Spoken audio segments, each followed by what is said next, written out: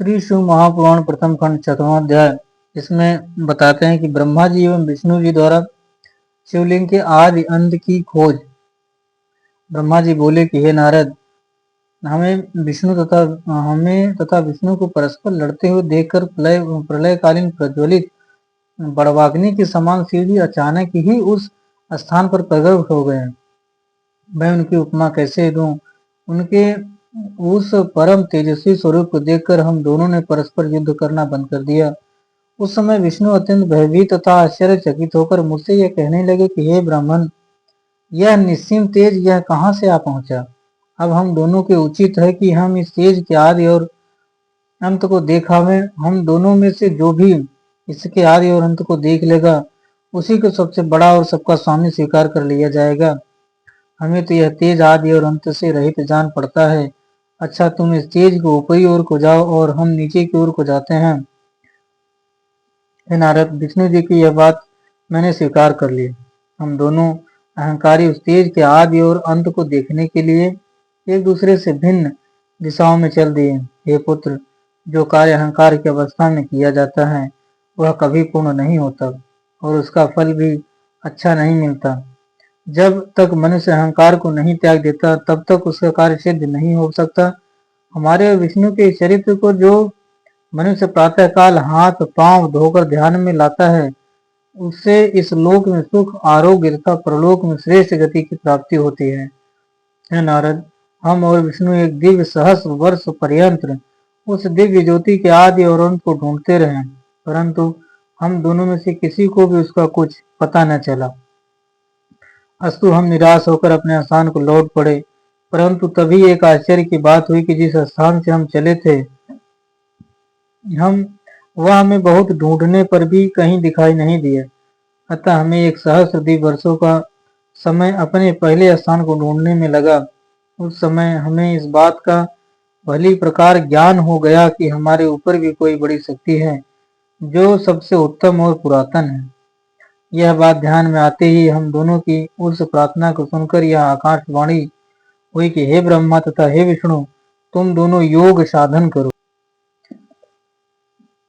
हे नारद, उस आकाशवाणी को सुनकर हम दोनों ने योगाभ्यास करते हुए उस अलक्षित स्वामी की स्तुति में इस प्रकार कहना आरंभ किया। हे स्वामी, हम दोनों ने आपकी माया के वशीभूत होकर अपने को सृष्टि का उत्पन्न करता समझ लिया था।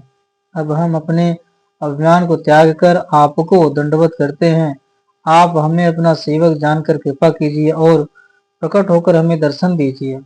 जिस समय हम लोग इस प्रकार स्तुति कर रहे थे, उसी समय हम दोनों को गूढ़ शब्दों में किसी ने कुछ प्रेरणा दी, परंतु हम उसके तात्पर्य को नहीं समझ पाए।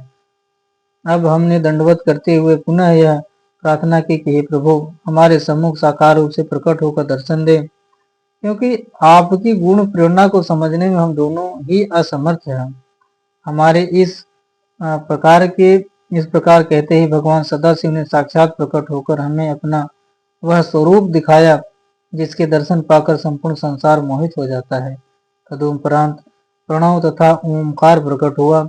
भगवान सदाशिव की माया जानने में असमर्थ होने के कारण हम उसे भी समझने में असमर्थ रहे। कुछ देर पश्चात जब उस प्रणव के 4 भाग हुए और इसके भीतर से सगुण रूप भगवान त्रिशूल पाणी प्रकट हुए, उस समय हमने यह समझा कि इस प्रणव के जो अकार, उकार तथा मकार अक्षर हैं, उसके नाद तथा बिंदु का यह अर्थ है कि पहला अक्षर अर्थात अकार लिंग की ज्योति, दूसरा अक्षर उकार उस ज्योति का मध्य जो आधी मात्रा नाद स्वरूप है, वह उस लिंग ज्योति का मस्तक है, और जो बिंदु है वह संपूर्ण लिंग का स्वरूप है। उसका वर्णन अन्य प्रकार से इस प्रकार किया जा सकता है कि अकार से ऋग्वेद, उकार से यजुर्वेद, मकार से सामवेद, नाद से अथर्ववेद तथा बिंदु से ब्रह्म विद्या का स्वरूप बना है। वह इस संपूर्ण सृष्टि में सर्वोत्तम है। उसी को वृषातन कहा जाता है। उसी प्रणव में तीनों लोगों की स्थिति है, वह कभी नष्ट नहीं होता।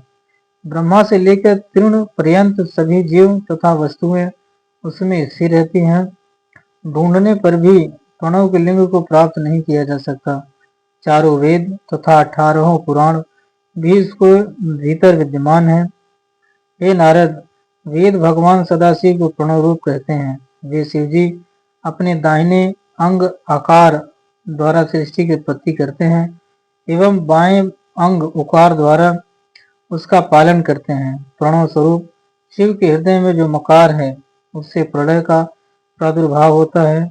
वर्णमाला के संपूर्ण अक्षरों से भगवान सदाशिव का शरीर अलंकृत है। इन अक्षरों से अलंकृत श्री शिव जी का जो शरीर है उसका स्मरण करने से अत्यंत प्रसन्नता की प्राप्ति होती है। मैंने और विष्णु ने सदाशिव का जब प्रणव स्वरूप को देखा तो अत्यंत प्रसन्न होकर हाथ जोड़कर उन्हें दंडवत की तथा हम दोनों ही उनके बहुत प्रकाश स्तुति करने लगे। हर हर महादेव।